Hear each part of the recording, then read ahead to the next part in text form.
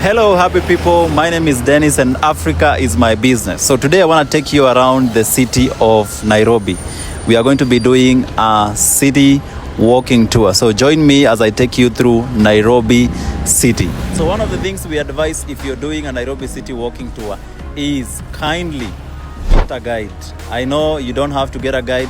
You must have traveled so many cities in the world, but get a guide. The reason why you need to get a guide is because you're going to be feeling confident, and the guide is going to be showing you stuff that you probably didn't know, like the history. First of all, this is Nairobi, or this is Jivanji Garden. It's in the heart of Nairobi, and this is primarily where Nairobi started. The man by the name of Jivanji brought in the Indian coolies, the people who built the Kenya-Uganda Railway. The Kenya-Uganda Railway was built by the British to carry all the resources out of this country and take them to the UK. And the guy responsible for that was named Alibai Mullah Jivanji. So this garden, Jivanji Garden, has remained to be a garden since then. And here is Jivanji Garden, used by people as a recreation center, to preach, to do political stuff. Yeah, so this is Nairobi Jivanji Garden. So Nairobi City, or the CBD of Nairobi, is divided into two. We have uptown and downtown. Where I'm currently standing is uptown. If you walk to my left for about 10 minutes, you're gonna be in downtown. So uptown is this place that is diplomatic. Everybody is kind of nicely dressed. The streets are wider, the roads are wider, less noise, less traffic. When you go to downtown, is the opposite. Noisier, a little bit dirty, chaotic, beautiful, okay? So right now I'm standing in the CBD in Uptown, and one of the things that you notice here is people walk freely. Everybody is very nicely dressed. You might say Kenyans and Nairobians are very reserved, but hey, that is Nairobi for you. That's Kenya for you, okay? Let's continue walking and let's explore some more. So one of the things you have to be careful about Nairobi is how you cross the road. Here you don't only look left and right. You kind of have to look everywhere, because the cars can come from anywhere and everywhere, like what we are doing right now. And the drivers kind of will never stop. It is you to stop or move faster. So one of the things you also notice is there are people who are just taking pictures, doing photos. Yeah. Now the building that we are seeing on the right side, the building that is on my right side, that is the Nairobi City Market. So the Nairobi City Market is the building behind me with the murals or the graffiti. That was built by the British in the 30s. So the reason why it was built is to sort or to kind of touch on the demand for food. Yeah. Right now in 2026, it's divided into 4 sections. There is the meat section, there is the food court, there is the flower section, and the souvenir section. Yep. So one of the things that the Nairobi City Market is famous for is souvenirs. And that as a tourist, souvenirs is something that you might be interested in. However, you have to negotiate, okay? Now, just know you have to negotiate. If you want to get the good prices, you have to negotiate. Because they're going to tell you, probably the price they'll tell you is going to be 3 times the actual price. So be free to negotiate. They kind of enjoy the conversation as you're negotiating. So don't be shy. They don't bite. They are very friendly. Everybody in Kenya is very friendly. So let's continue walking. So right now on Banda Street. Banda Street is famous for Jamia Mosque. Kenya is 85.5% Christian. 85.5% Christian. And Muslims are only 11%. So in this place, when you come here, it's very Muslim, okay? People here are of the Islam religion. And this mosque was done in 1902.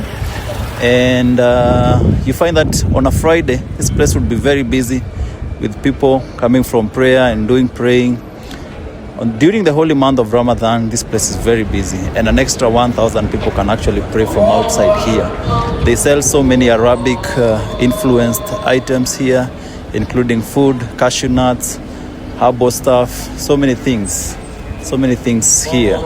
So behind me here is the Macmillan Memorial Library. So join me, let's come in and let's see the library. So this is one of the oldest libraries in the city of Nairobi. This is the Macmillan Memorial Library, built in the 30s by the US. The president of the US then, the former president, Theodore Roosevelt, had come to Kenya, and he had been hosted by Theodore Macmillan. And so after both of them died, the US under Andrew Carnegie decided to honor Macmillan by building this library. Now in 2026, this library is still relevant. However, young people do not use it as much as they ought to, or as much that they used to do it. Yeah, when I remember when I was in university, we used to queue, then the queue would extend so long. But right now, no. What they do use it for is for photography, like what I'm doing right now.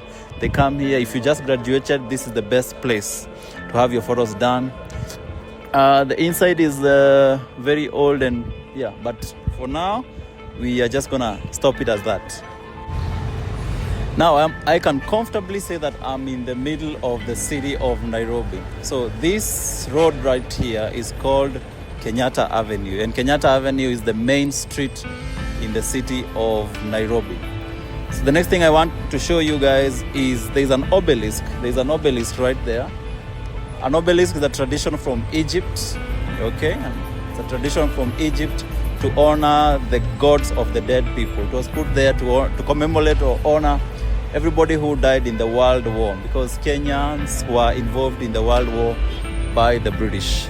Now on this other side, we have the Bank of India. The Bank of India, of course, I told you earlier that we have a strong presence of Indians who came in to build the railway. Now behind the Bank of India is the Nation Media Group, kind of like our CNN. For the longest time it used to be the biggest media house, but you have so many other media houses, including YouTube and Facebook and all the social media platforms. Now crossing over to the other side is the colonial buildings. The colonial buildings, that is where it is believed the colonial administration buildings were. And that is where they used to rule from. Now we're gonna attempt to cross. I'm gonna cross the road. So one thing you have to, let me remind you again, you have to look everywhere when you're crossing, okay? Let's go and cross the road. We don't have street lights, unfortunately. In 2026, we still don't have street lights. We used to have them, but because the traffic is so crazy, the police are the ones in charge of controlling traffic. And right here, we don't have the police. So it's everybody for himself, God for us all.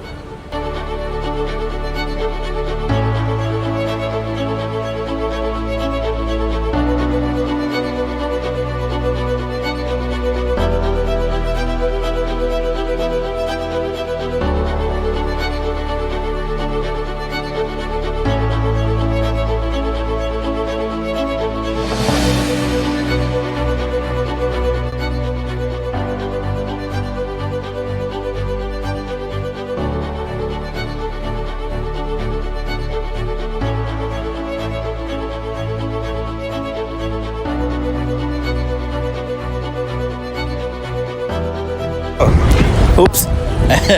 And we made it on this side. Yeah, so these are the colonial administration buildings. There's a statue here called the Askari Monument. This is to honor all the soldiers who were forced into the World War. Yeah. Okay, we continue moving.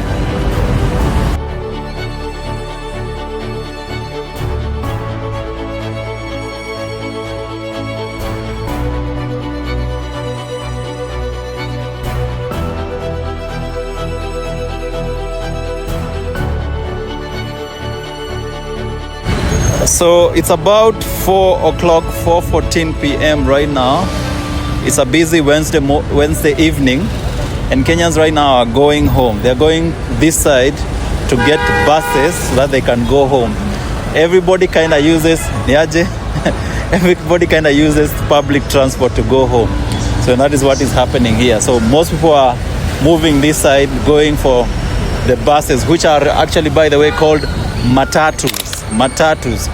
And one thing about the matatus, some of them are so funky, they even have a DJ. Yeah, they have the DJ decks, a lot of music, but those ones mainly are deep in downtown. So I'm standing near one of the most famous freedom fighters in Africa. His name is Dedan Kimathi. So Dedan Kimathi was a freedom fighter here in Africa, here in Kenya, and thanks to him, we got our independence in 1963 from the British. So this statue has been here since 2007. Yeah, Kenyans honor him. So the whole of this street is named after him, Kimathi Street. Now next to Kimathi Street on this other side is the Hilton.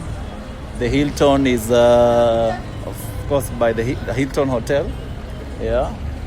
Unfortunately, it was closed down because of poor management and lack of business. Now, I earlier told you that the city is divided into two. And so if you go down this way, now you're going to be in downtown. But if you go down further this way where I'm facing, you are going to be in uptown. For purposes of this tour, we are not going to go to downtown because of the comfort or discomfort or shooting. Yeah, we're going to remain in uptown. So let's go back to uptown and continue walking to some government buildings.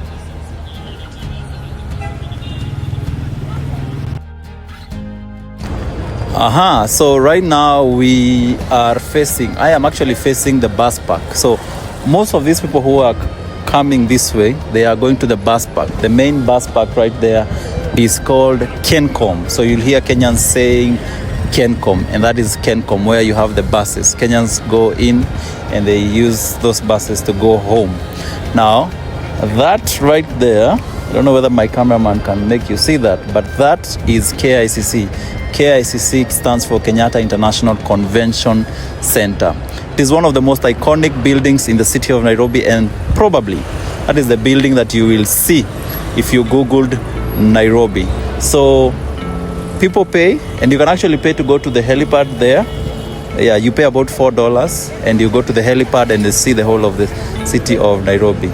So again, you're very welcome to Nairobi. Welcome to visit Nairobi. Again, remember, kindly don't walk by yourself. It's good if you have a guide or a friend to walk with you. You're more confident. Yeah, so this is the city of Nairobi on a nice Wednesday afternoon. Welcome to Nairobi. In Nairobi, we say Karibu Kenya or Karibu Nairobi. See you in the next video.